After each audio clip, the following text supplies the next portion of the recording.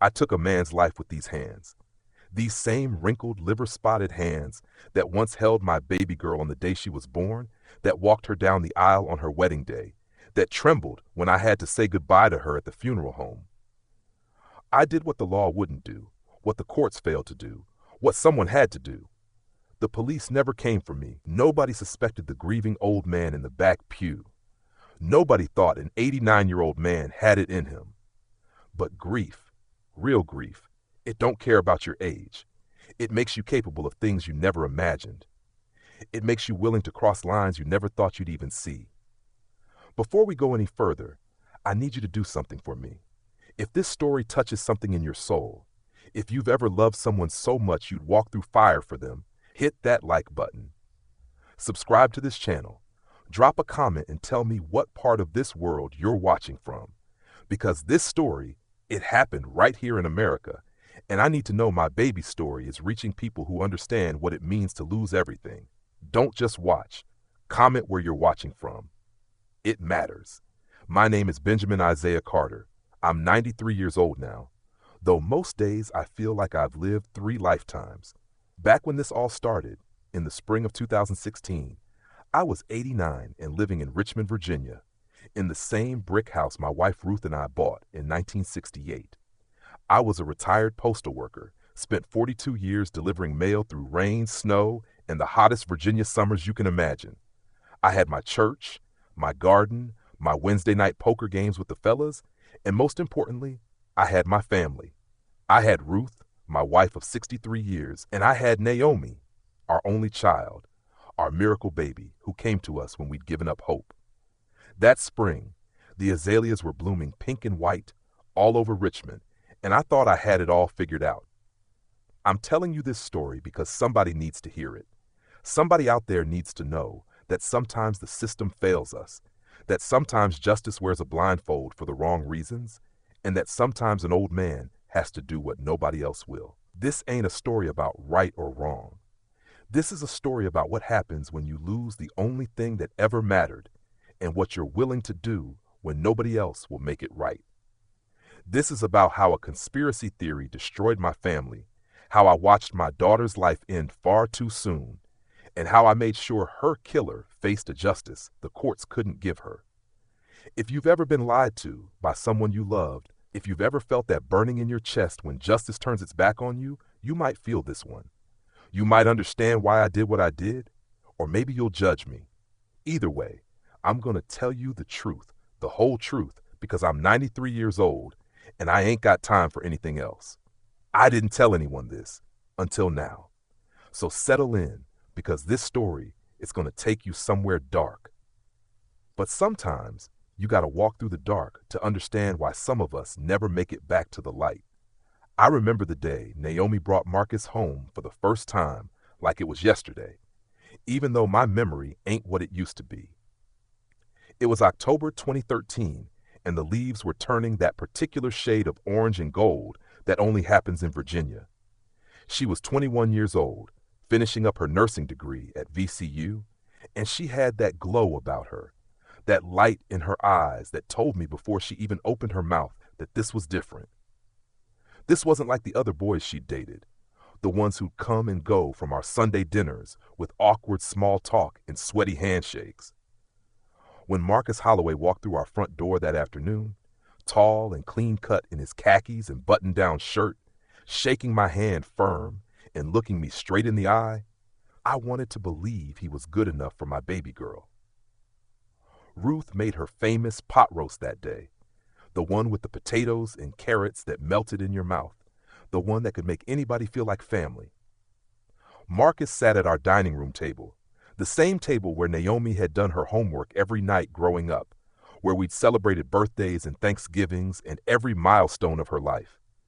He told us he was an accountant at a firm downtown, 28 years old, grew up in Mechanicsville with his parents who still lived there.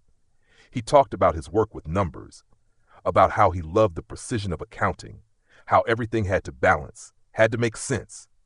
I like when things add up, he said, cutting into his pot roast. I like knowing that if you do the work right, everything falls into place. Ruth squeezed my hand under the table, and I could see in her eyes what she was thinking. This one's steady, Benjamin. This one's got his head on straight. We sat on the porch after dinner, Marcus and me, while Ruth and Naomi did dishes and laughed in the kitchen like they were sharing secrets. The October air was cool, and I could hear the neighbors' kids playing basketball in the street, that sound of the ball bouncing on asphalt that had been the soundtrack of this neighborhood for decades. Marcus asked me about my postal career, seemed genuinely interested in my stories about the old days, about delivering mail through the blizzard of '96, about knowing every person on my route by name. "That's what's missing these days, Mr. Carter," he said, rocking in Ruth's favorite wicker chair. "That personal connection. Everything's so disconnected now, you know. People don't even know their neighbors anymore." I liked that he called me Mr. Carter without me having to ask. I liked that he seemed to value the old ways, the importance of community and connection. The wedding came fast, in the spring of 2014, just 6 months after that first dinner. Some folks thought it was too quick, but when you're in love, when you're young, and the whole world feels like it's waiting just for you, 6 months can feel like forever. They got married at Mount Zion Baptist Church, the same church where Ruth and I had gotten married, where Naomi had been baptized at 12 years old. I walked my baby girl down that aisle in her white dress, her hand tucked into the crook of my elbow, and I whispered to her halfway down, "You sure about this, baby? Because we can turn right around if you're not." She squeezed my arm and smiled up at me with those eyes that were just like her mother's. "I'm sure, Daddy. Marcus is my future." I handed her over to him at the altar, watched them exchange vows and rings, and when they kissed and everyone cheered, I felt that particular mix of joy and sadness that every father feels when his daughter becomes someone else's wife. They moved into a 3-bedroom ranch house in Henrico County, nothing fancy but solid, with a big backyard and good bones, as Ruth liked to say. Marcus was making decent money at the accounting firm, and Naomi had just gotten her RN license and started working at VCU Medical Center in the pediatric unit. They'd come over for Sunday dinner every week, and everything felt right in the world. Everything felt like it was following the natural order of things. But on a Tuesday night in November 2014, my phone rang at 2:47 in the morning, and when I picked it up, half asleep and confused, Naomi's voice came through the line, breaking and desperate. "Daddy," she said, and I could hear the tears. "Daddy, Mama's gone. The ambulance just left. Daddy, she's gone." I sat up in the dark, my hand reaching automatically to Ruth's side of the bed, touching only cold sheets. And the world I knew cracked right down the middle. They said it was a massive stroke. Ruth had gotten up in the middle of the night to use the bathroom, and I'd heard her fall, that terrible sound that brought me running from our bedroom. By the time I got to her, she was unconscious on the bathroom floor. Her face changed in a way that made my blood freeze. I called 911, rode in the ambulance holding her hand, but she never opened her eyes again. The doctors at Johnston Willis Hospital tried everything, but the stroke had been too severe, too much damage. At 2:23 a.m., they told me she was gone. Time of death, they called it. Like all those years, all that love, all those mornings waking up next to her could be reduced to 4 numbers on a chart. I thought I had time. Turns out, time had me. The funeral was the hardest thing I'd ever done, and I'd done hard things in my life. I'd grown up in segregated Virginia, worked through the civil rights movement, buried my parents and 3 siblings, survived 2 tours in Korea that I still don't like to talk about. But nothing, and I mean nothing, prepares you for putting your wife in the ground. Mount Zion was packed that Saturday morning.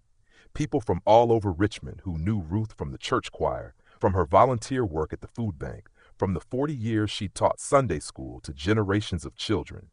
She touched so many lives with her gentle spirit, her laugh that could fill a room, her way of making everyone feel seen and loved. I sat in the front pew between Naomi and Marcus, staring at that bronze casket covered in white roses, trying to make sense of how I was supposed to go home to an empty house that night. After the burial at Riverview Cemetery, after the repast at the church where everyone hugged me and said those things people say that don't really help, but you appreciate anyway, I went home to that brick house on Westover Avenue that suddenly felt enormous and hollow. Everything was exactly as Ruth had left it. Her reading glasses on the side table, her coffee mug still in the sink from that Tuesday morning, her cardigan hanging on the back of the kitchen chair. I couldn't bring myself to move any of it. I'd sit in my recliner and expect to hear her voice calling from the kitchen, expect to smell her cooking, expect everything to go back to normal. But normal was gone. Normal had passed away on that bathroom floor at 79 years old, and I was left behind to figure out what came next. Naomi called me every day, sometimes twice a day, checking on me. Daddy, are you eating? Daddy, are you taking your medications? Daddy, please don't shut us out. I'd tell her I was fine, but we both knew I was lying. The house felt like a tomb. I'd wake up reaching for Ruth, forgetting for just a moment that she wasn't there, and then the grief would hit me all over again, fresh and brutal. The fellas from the poker game tried to get me out of the house, brought me groceries, sat with me on the porch, but I was drowning in that grief, suffocating under the weight of 63 years of memories. I kept thinking about all the plans we'd had. We were going to travel, take that trip to Hawaii we'd always talked about, spend our golden years watching our grandchildren grow up. Now it was just me and an empty house full of ghosts. 3 months after Ruth passed in February 2015, Naomi and Marcus came over on a Sunday afternoon with a proposition. We sat at that dining room table where we'd had so many family dinners, where Marcus had eaten his first meal with us, and Naomi reached across and took both my hands in hers. Daddy, come live with us, she said, her eyes pleading. The house is too big for just you. You're not eating right. You're not taking care of yourself. We have that extra bedroom, and I can make sure you're okay. Please, Daddy, let us take care of you for a change. Marcus nodded, his face earnest and concerned. We'd love to have you, Mr. Carter. The house feels empty anyway with just the two of us. You'd be doing us a favor. I looked around at the only home I'd known since 1968, at Ruth's presence still everywhere, and I knew I couldn't keep living with her ghost. Okay, I said, my voice barely above a whisper. Okay, baby, I'll come. What I didn't know then was that I'd just agreed to watch my family fall apart from the inside. Moving day came on a Saturday in March 2015, one of those perfect early spring days where you can smell the earth waking up and feel hope in the air. Marcus rented a U-Haul, and some of the fellas from church came to help pack up my life into cardboard boxes. 47 years of marriage, of building a life together, and it all fit into a 15-foot truck. I packed Ruth's things carefully, her clothes that still smelled like her perfume, her jewelry box with the music that played, Unchained Melody, the photo albums documenting every year of our life together. Naomi cried when she found her baby book, the one with the hospital bracelet and the lock of hair from her first haircut, and all those photos of her growing up in this house that was now being packed away. The ranch house in Henrico County was nice, I had to admit. They'd fixed up the guest bedroom for me, painted it a soft blue that Naomi knew I'd like, bought me a new comfortable bed and a reading lamp and a TV so I could watch my game shows in peace. They'd hung pictures of Ruth and me on the walls, photos from our wedding, from Naomi's childhood, from family vacations to Virginia Beach and the Shenandoah Valley. We want you to feel at home here, Daddy, Naomi said, arranging my clothes in the closet. This is your house now, too. The first few weeks were an adjustment, learning to live in someone else's space, feeling like I was intruding, even though they kept insisting I wasn't. But slowly, I settled in. I'd make breakfast for all of us in the mornings before they went to work, my specialty being pancakes and bacon. I'd tend to their yard, plant tomatoes and peppers in the garden, keep myself busy during the day while they were gone. Marcus and I fell into an easy rhythm. He'd come home from the accounting firm around 6, and we'd sit on the back deck and talk about our days while Naomi cooked dinner. He'd tell me about his clients, about tax season stress, about his boss who never seemed satisfied no matter how perfect the spreadsheets were. I'd tell him stories about the old days, about delivering mail in neighborhoods that don't exist anymore, about watching Richmond change over the decades. You've seen a lot of history, Mr. Carter, he'd say, sipping his beer and looking out at the yard, where fireflies were starting to appear in the dusk. I wish I had that perspective, that sense of having lived through real change. He seemed hungry for those stories, for connection to something deeper than his numbers and his spreadsheets. I thought maybe I was filling a gap for him, like a father figure he'd been missing. Sunday dinners became our tradition again, just like when Ruth was alive. Naomi would cook her mama's recipes, pot roast and green beans and sweet potato pie, and we'd sit at their table and I'd close my eyes and almost believe Ruth was there with us, that this was still the life we'd planned together. Marcus would say grace, his hand holding Naomi's on one side and mine on the other, thanking God for family and health and bringing us together under one roof. We're blessed, he'd say, and I think maybe he was right. Maybe this was how it was supposed to be, the three of us creating a new kind of family from the ashes of loss. Maybe this was how I'd survive the grief, by being part of their life, by watching my daughter build her future with this man who seemed to love her the way she deserved. But in August 2015, something shifted. Marcus came home from work one Tuesday looking different. His eyes lit up in a way I hadn't seen before, carrying a stack of papers and talking fast, excited about something. "Mr. Carter, Naomi, you need to see this," he said, spreading documents across the kitchen table. "I met this guy at lunch today, Jerry. Works in the building next to mine. He showed me some things, some information about how the government really works, about what they're not telling us." I looked at the papers, saw words that didn't make sense strung together in ways that made my stomach tighten.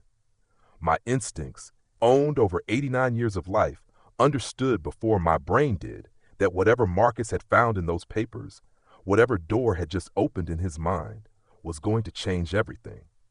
Naomi looked at me across the table, her face confused, and I saw in her eyes a question neither of us wanted to ask. The change didn't happen overnight. That's the thing about how someone gets lost. It's not like in the movies where there's one dramatic moment and suddenly they're a different person. It's gradual, like watching ice melt or rust spread. Each day just slightly different from the last until one day you look up and don't recognize them anymore. Marcus started spending his evenings on the computer in the spare room, the one next to my bedroom, and I'd hear him watching videos. Voices of men talking fast and angry about things that didn't sound right to my ears. He'd started growing out his beard, stopped wearing his suits to work, said the corporate uniform was just another way they controlled us. When I asked who they were, he'd look at me like I was naive, like I didn't understand the world I'd lived in for 89 years. He'd bring home more papers, print out articles from websites with strange names. He'd corner me in the kitchen or on the back deck and talk at me for hours about how the government was something other than what I'd always believed it to be, how everything we'd been taught was backwards. "Don't you see, Mr. Carter?" he'd say, his eyes intense and unblinking. "You've been living one way your whole life and didn't even know the truth. The IRS, the DMV, the courts, they're all something different than they seem. We just have to declare ourselves separate from it, and we're free from all of it." I'd nod and make non-committal sounds, but inside I was worried.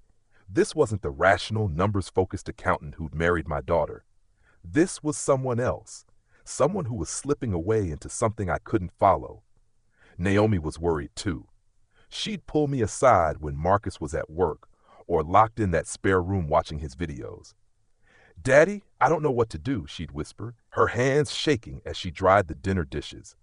"He's talking about quitting his job, says working for certain types of places makes him part of something wrong.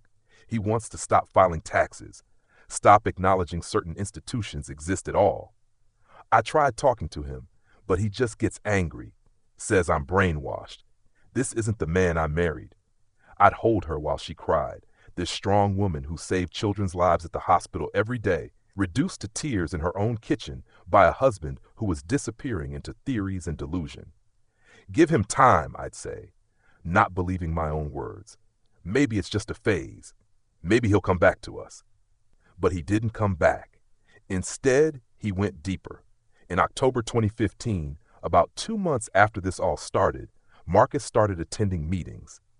Every Thursday night, he'd drive to some office park in Glen Allen where a group met to discuss their beliefs and plan their resistance. He'd come home energized, talking about the people he'd met, people who understood what he called truth, who were brave enough to stand up against what they saw as wrong. He showed us his new identification card, one he'd made himself, with words on it that made no sense to me. When Naomi asked what happened to his actual driver's license, he said he'd destroyed it. "I don't need permission to travel in my own vehicle," he said, and I saw Naomi's face go pale.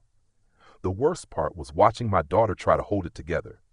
She'd go to work, smile for her patients, be the competent professional nurse everyone relied on, and then come home to a husband who was living in an alternate reality. She'd try to have normal conversations with him, talk about their day, make plans for the future, but he'd twist everything back to his theories. When she mentioned maybe having a baby someday, he said he'd never bring a child into what he called this system, never give certain institutions another person to control. "We need to wake up first, Naomi," he'd say. "We need to be free before we can raise free children." I watched my daughter's dreams die right there at the dinner table, watched her realize that the future she'd imagined was built on sand, and I was powerless to stop any of it. I was just an old man living in their house, watching everything fall apart in slow motion. The real crisis hit in March 2016, almost a year after I'd moved in with them. Marcus had been escalating for months, going to more meetings, creating elaborate documents, even trying to file things against judges and politicians who he claimed were part of something corrupt. But the thing that finally tipped us into disaster was his decision to stop paying taxes and bills. "Why would I give my labor to something I believe is wrong?" he'd argue when Naomi begged him to reconsider. "Every dollar we pay funds what I see as wrong. Every mortgage payment is made to a bank that I don't believe has proper authority. I'm done participating." Naomi had tried to take over the finances, but Marcus had changed all the passwords to their accounts, said she was too influenced by mainstream thinking to understand what needed to be done. For months, I didn't realize how bad it was. Marcus kept going to work, maintained that much of his normal routine, though he'd told his boss about his new beliefs, and would no longer participate in certain aspects of employment. Somehow, he'd managed to keep his job despite this declaration, though his relationship with his employer was deteriorating. He was making the same money he'd always made, decent money, more than enough to cover their bills and mortgage with plenty left over. But he wasn't paying anything. The mortgage company sent letters that Marcus would open, read, and then file away in a folder. The county sent tax assessments that he'd write strange things across and send back. The electric company, the water company, the credit card companies, they all sent their notices, and Marcus ignored every single one. Naomi didn't know the extent of it until that Tuesday in March when she came home from a 12-hour shift at the hospital and found the envelope taped to the front door. Her hands were shaking when she brought it inside, her scrub still on, her face exhausted from a day of caring for sick children. "Foreclosure proceedings," she read aloud, her voice hollow. "Failure to make mortgage payments for 11 months. Property will be sold if debt is not satisfied within 30 days. She looked at Marcus, who was sitting at the kitchen table eating a sandwich like nothing was wrong, like our world wasn't crumbling. 11 months, she said, and I could hear her voice breaking. "You haven't paid the mortgage in 11 months? Marcus, we're going to lose our house. We're going to lose everything." Marcus looked up at her with this calm that was somehow more terrifying than anger would have been. "We won't lose anything because they can't take what they don't properly own," he said, taking another bite of his sandwich. "That foreclosure notice is wrong, issued by people pretending to have authority they don't possess. I've filed paperwork against the bank president. They won't touch this house." Naomi just stared at him, and I watched something break inside her right then. The hope, the faith that her husband would come back to reality, that the man she married was still in there somewhere. It all drained out of her face, leaving her looking older than her 24 years. "Marcus," she said, her voice barely above a whisper, "this is real. The foreclosure is real. The debt is real. We're going to lose our home." That night, after Marcus had gone to bed and I could hear him snoring down the hall, Naomi and I sat at the kitchen table, and she showed me all of it. The 11 months of missed mortgage payments, totaling over $22,000. The property taxes that hadn't been paid in 2 years, another $8,000. The credit cards he'd maxed out and stopped paying. The utility bills that were months behind. She'd found his pay stubs, seen that he was still making his full salary, that the money was going into their account and then just sitting there. He had the money. He had more than enough money to fix all of this. He just refused to pay because it conflicted with his beliefs. "Daddy, what do I do?" she cried, and I held my baby girl while she sobbed. I didn't have an answer. I didn't know how to fight an enemy that lived entirely inside someone's head.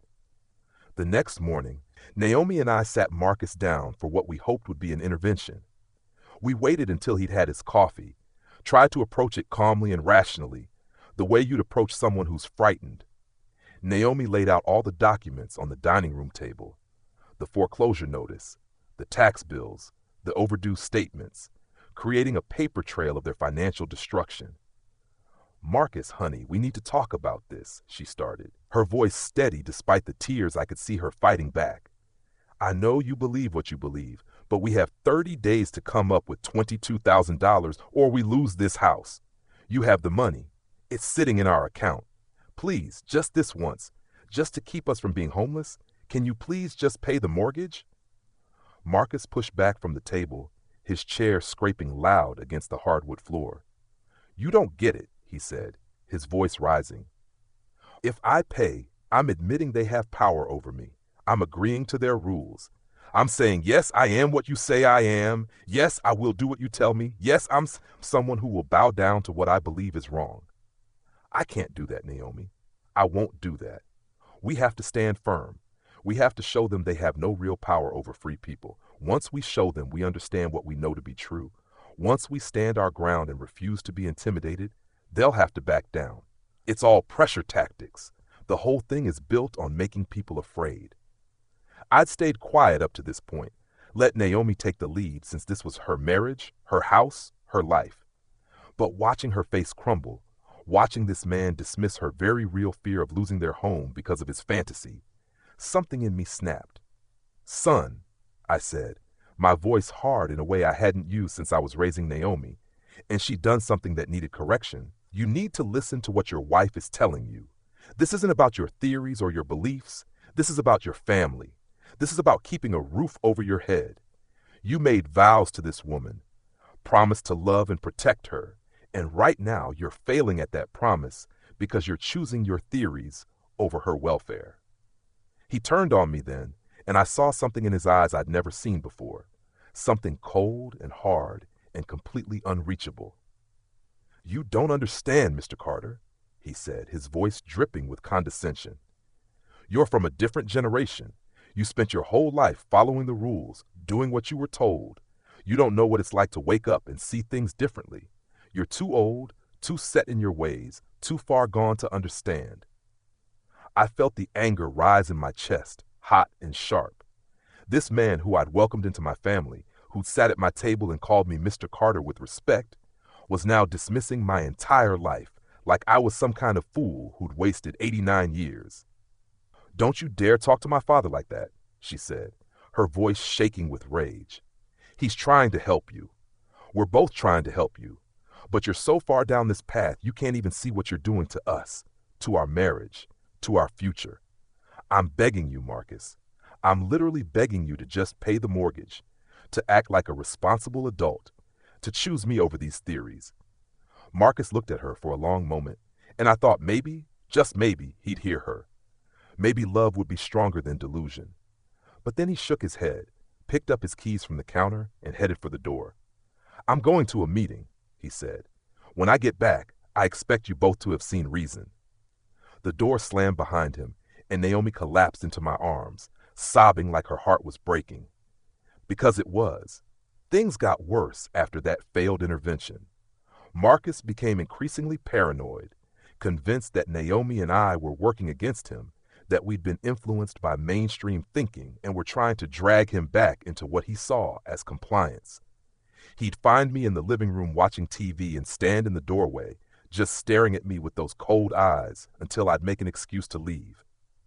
He'd accuse Naomi of talking to the wrong people when she'd make routine phone calls to the mortgage company or the county tax office, trying to salvage what she could of their finances. "You're reporting on me," he'd say. "You're telling them our business, giving them information they can use against me." No amount of explanation would convince him otherwise. He'd built a fortress in his mind, and we were now the enemy at the gates. The Thursday night meetings with his group had become the center of his life. He'd come home energized and even more convinced of his rightness, carrying new documents and new schemes. He'd filed something claiming ownership of certain aspects of his identity, a move that his group assured him would protect him from consequences. He'd stopped using his social security number entirely, started signing all documents with red ink and strange notations. He changed his name format on some document to something with unusual punctuation he claimed made a legal difference. Watching him descend into this madness was like watching someone drown in 3 feet of water, close enough to help, but refusing every lifeline. In April 2016, 2 weeks after the foreclosure notice, Naomi made another desperate attempt. She'd withdrawn $10,000 from her own savings account, money she'd been putting away from her nursing salary, money she'd been saving for emergencies or maybe eventually a baby. She presented it to Marcus with a plan. "I called the mortgage company," she said, her voice pleading. "If we can give them $10,000 now and commit to a payment plan for the rest, they'll halt the foreclosure. I have this money, Marcus. I can do this part, and you still have access to your salary. We can fix this. We can keep our home, please." I stood in the kitchen doorway, watching, praying he'd see reason, that money in hand would snap him back to reality. Marcus looked at the cash spread out on the table, and then at Naomi with something like pity. "You're so blind," he said, his voice gentle in a way that made my skin crawl. "You're willing to hand over your hard-earned labor just because they've scared you with their paperwork. That's exactly what they want, Naomi. They want us afraid, compliant, willing to give them anything just to be left alone. I won't participate. I won't pay a single dollar, and neither should you. That money should go to us, to our life together." He actually pushed the money back toward her, refused to touch it. Naomi just stood there, tears streaming down her face, holding her savings that could save their house, and watching her husband choose his delusion over their survival. That's when I stepped in again. Couldn't help myself. "Marcus, listen to me," I said, moving into the kitchen, positioning myself between him and Naomi. "I've lived a long time. I've seen a lot of things. And I'm telling you right now, as a man who's been around this earth for nearly 90 years, you are making the biggest mistake of your life. You are destroying your marriage. You are destroying your future.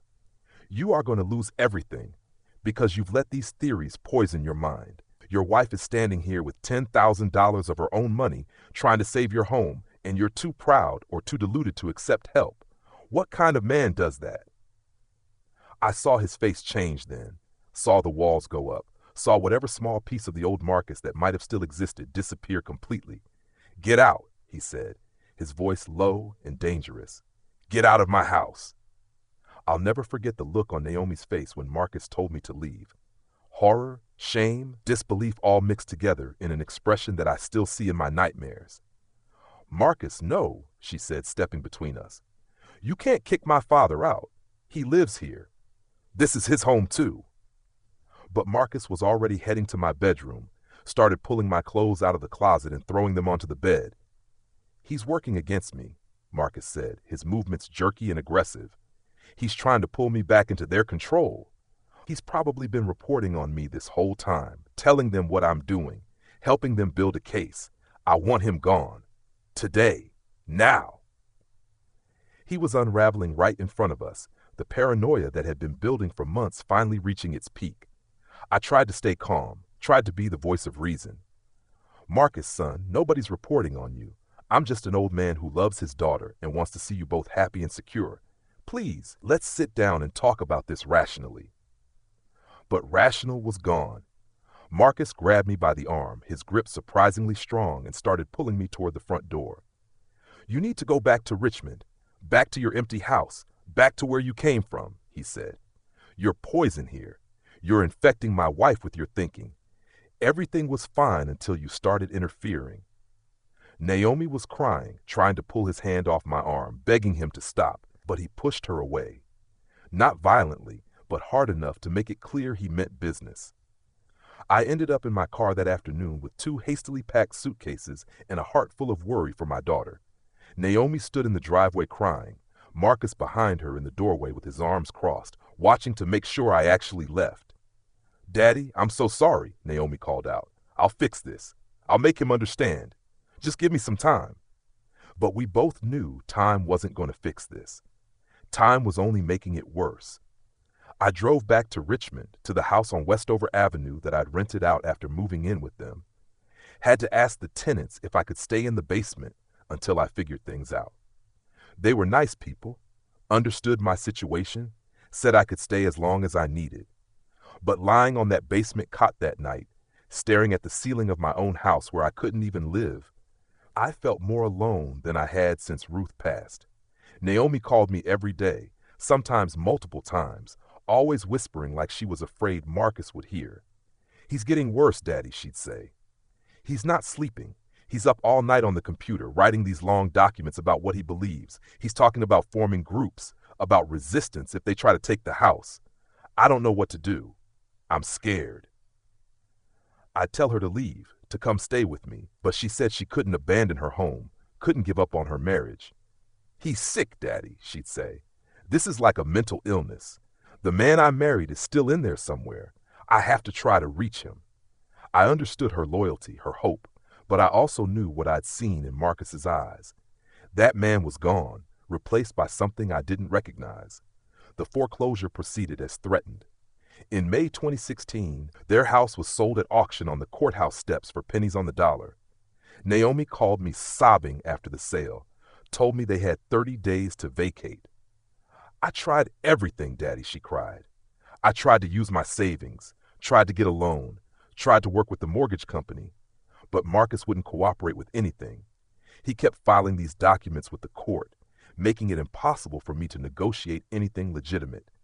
And now we have nothing. We're going to be homeless." I asked about Marcus, how he was taking it. "He says it's fine," Naomi said, her voice hollow.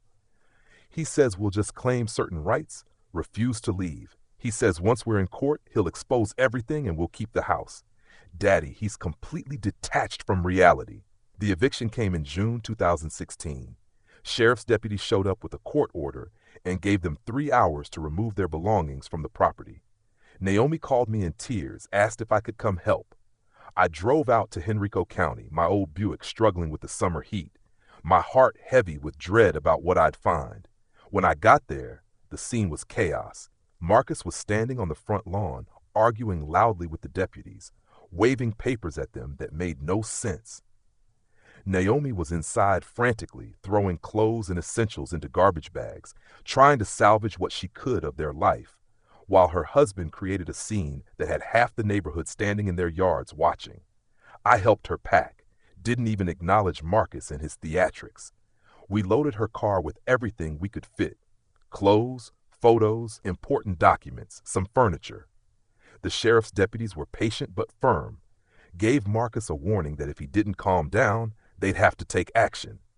That seemed to get through to him, at least enough that he stopped his protests and just stood there fuming, watching his house be taken from him. Naomi had found them a temporary place, a cramped one-bedroom apartment in a rough part of Richmond that charged weekly rates to people in crisis. It was all she could afford on her nursing salary, especially after Marcus had destroyed their credit by not paying any bills for over a year. The apartment was depressing. 4th floor walk-up with stained carpet and the smell of old cigarettes soaked into the walls. But it was a roof over their heads, and Naomi was determined to rebuild from here. She sat Marcus down that first night and laid down an ultimatum. "This is it," she said, her voice steady despite her red, swollen eyes. "This is rock bottom. We've lost our house, destroyed our credit, you've lost your job." He'd been fired 3 days earlier for creating too many problems, and we're living in an apartment that costs $400 a week that I can barely afford on my salary alone. You have a choice, Marcus. You can get help, see a therapist, reconnect with reality, and we can rebuild together. Or you can keep going down this path and do it without me. I'm done enabling this. I'm done watching you destroy us. For a moment, I thought maybe the severity of their situation had finally penetrated his delusion. Marcus looked around at the apartment, seemed to really see where they'd ended up, and I saw something flicker in his eyes. Doubt, maybe, or recognition. But then it was gone, replaced by that cold certainty I'd come to know and hate. "You're giving me an ultimatum?" he said, his voice dangerously quiet. "You're threatening to leave me after everything I've sacrificed to wake you up, to help you see the truth, to try to free us? You're choosing them over me? You're choosing the system over your husband?" Naomi stood up, grabbed her purse and keys. "I'm staying at Daddy's tonight," she said. "When I come back tomorrow, you better have decided if you want to save this marriage or not." She stayed in my basement that night, and we talked until 3 in the morning. She told me everything about how the man she'd married had disappeared over the course of a year, replaced by someone she didn't recognize, about how she'd blamed herself, wondered if she'd enabled it somehow, if she'd missed some sign she should have caught earlier, about how she still loved him, or loved the memory of him, but couldn't keep sacrificing herself to save someone who didn't want to be saved. "I'm going back tomorrow," she said. "I'm going to tell him I'm done. I'm going to pack my things and file for divorce. I can't do this anymore, Daddy. I can't watch him destroy himself and try to take me down with him." I held her hand and told her I was proud of her, that leaving took more strength than staying ever could. I told her she could stay with me as long as she needed, that we'd figure it out together. I thought that night was the end of her nightmare. I didn't know her nightmare was about to become mine. Naomi went back to that apartment on a Tuesday morning in June, planning to pack her things and leave Marcus forever. She'd called me before she left, her voice sad but resolved. "Pray for me, Daddy," she'd said. "This is going to be hard, but it's what I need to do." I told her I loved her, told her to call me when it was done, and I'd come help her move her stuff. That was the last conversation I ever had with my baby girl. Because when she told Marcus she was leaving, when she stood in that cramped apartment and said she wanted a divorce, he started crying. He grabbed her hands and begged her not to go, said he'd change, he'd get help, he couldn't live without her. And when that didn't work, when she pulled away and started packing her suitcase, he made threats about harming himself. "If you leave me, I'll end it," he said, his voice breaking. "I can't do this without you, Naomi. You're all I have. I swear I will. Your leaving will destroy me anyway." Naomi told me later in the one phone call she made to me that afternoon that she'd almost believed him, almost let that threat manipulate her into staying. But then she remembered everything. The lost house, the destroyed finances, the year of choosing theories over their marriage, and she found her strength. "Then that's your choice, Marcus," she said. "I'm not responsible for what you do. I'm leaving tomorrow morning. First thing, you can decide how you want to handle that." She spent that night on the couch, her suitcase packed and ready by the door, trying to sleep while Marcus paced and muttered to himself in the bedroom. She never woke up. Somewhere around 4 in the morning on Wednesday, June 15, 2016, while my daughter slept on that ratty apartment couch, Marcus took her life. The details don't matter, and I won't speak them out loud. What matters is that she was 24 years old, she was a nurse who saved children, she was my only child, and she died because a man who claimed to love her couldn't let her go. Marcus then called 911, told them calmly what he'd done, that she'd left him no choice. The police found him sitting near her, waiting for them. He didn't resist arrest, just went with them peacefully, told them he'd do it again if he had to. That was the day I realized peace don't come cheap. The trial was a mockery. Marcus's lawyer argued mental illness, brought in experts who testified about his descent into delusion, about how his beliefs had consumed his reality to the point where he couldn't distinguish right from wrong anymore. They played recordings of him talking about his theories, showed the bizarre documents he'd filed, painted a picture of a man whose mind had broken under the weight of paranoid fantasies. The prosecutor argued that Marcus knew exactly what he was doing, that what he did was premeditated and deliberate, that mental illness didn't excuse taking a life. But the jury bought the defense. Not guilty by reason of mental disease or defect. Marcus was remanded to a state psychiatric facility for treatment with the possibility of release once he was deemed no longer a danger to himself or others. I sat in that courtroom and listened to them say those words, not guilty, and something inside me died. My baby girl, my Naomi, who'd saved children's lives and loved a man who didn't deserve her and tried so hard to help him even when he was destroying her, was gone. Taken from this world by a man who'd promised to love and protect her. And he was going to a hospital instead of a prison, getting treatment instead of punishment, with the possibility of walking free someday. The system had failed her in life, allowing Marcus's delusion to go unchecked, and now it was failing her in death, calling what he did a symptom of illness instead of what it was. A choice, a betrayal, an act that couldn't be undone. 6 months later, in December 2016, I got word that Marcus had been released from the psychiatric facility. Deemed stable on medication, no longer a threat, ready to rejoin society. They'd moved him to a halfway house in Petersburg, given him a case manager and a prescription, and sent him back out into the world.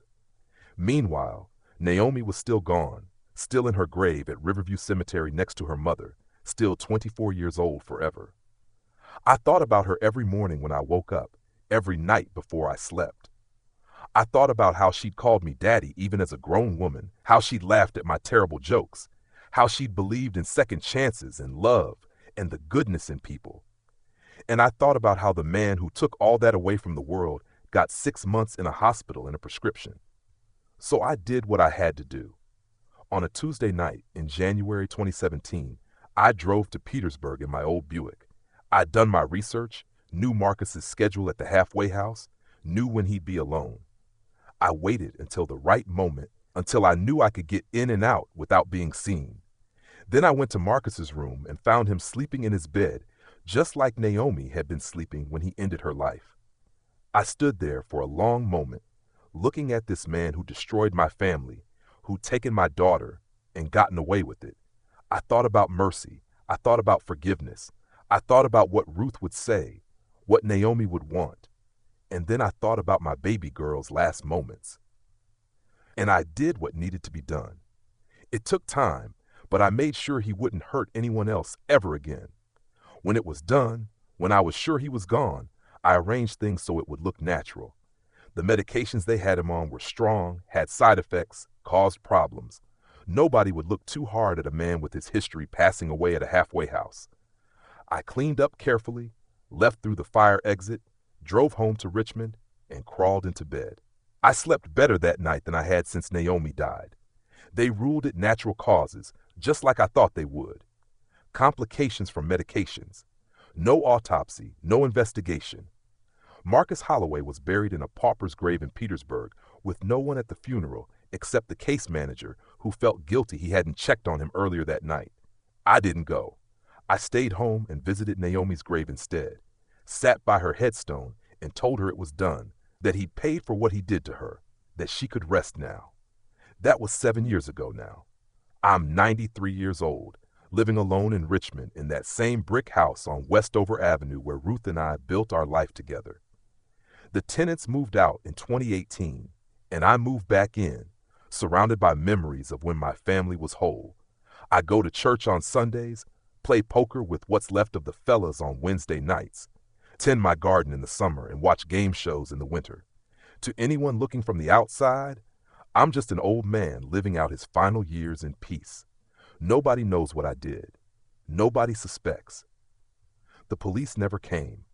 Nobody connected what happened in that Petersburg halfway house to an elderly grieving father in Richmond.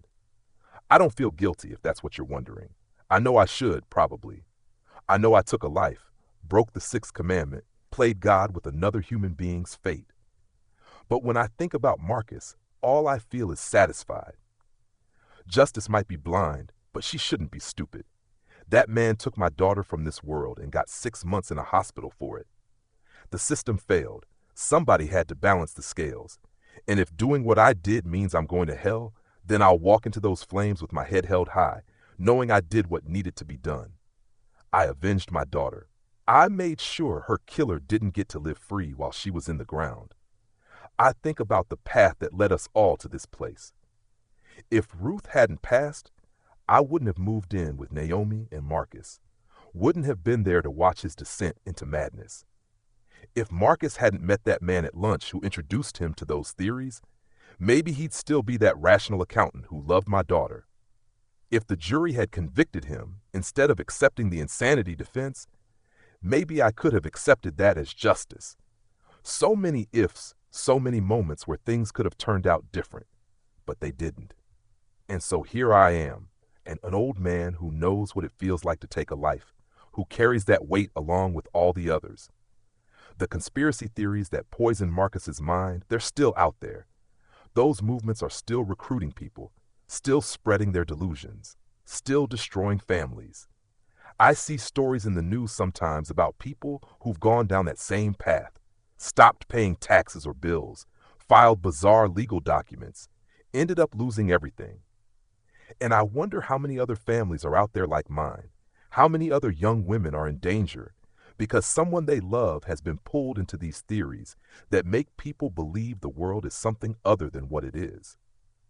It makes me angry, this whole industry that profits off people's paranoia and fear. But mostly it just makes me tired. I don't know how much time I have left. At 93, every day is borrowed time.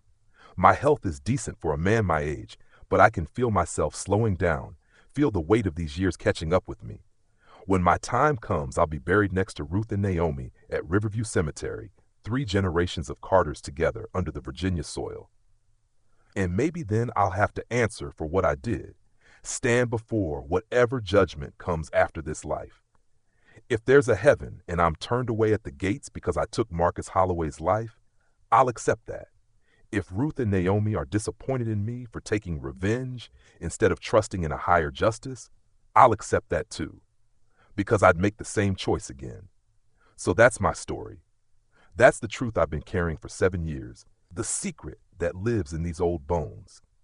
An 89-year-old man watched conspiracy theories destroy his family, watched his daughter lose her life to a husband who'd lost his mind, watched the justice system fail to hold him accountable, and took the law into his own hands. Some of you reading this will think I'm wrong, that I had no right to do what I did. Others will understand why I did it, will maybe even respect it. I don't need your approval or your forgiveness. I did what I had to do. But I'm telling you this story because maybe, just maybe, it'll help someone out there recognize the signs when someone they love starts going down that same path Marcus took. Maybe it'll save one family from the hell mine went through. If you made it this far, if my story touched something in you, hit that like button and subscribe. Drop a comment and tell me where you're watching from. Because I need to know Naomi's story is reaching people across this world. She deserved so much better than what life gave her. She deserved to grow old, to have babies, to become the amazing woman and mother I know she would have been. Instead, she's in the ground at 24 because conspiracy theories and delusion and a justice system that values procedure over truth took her from us. Remember her name, Naomi Rose Carter Holloway. Remember that she was real, that she mattered, that her life ended because someone she loved stopped being able to tell truth from lies. Remember, so maybe it won't happen to someone you love.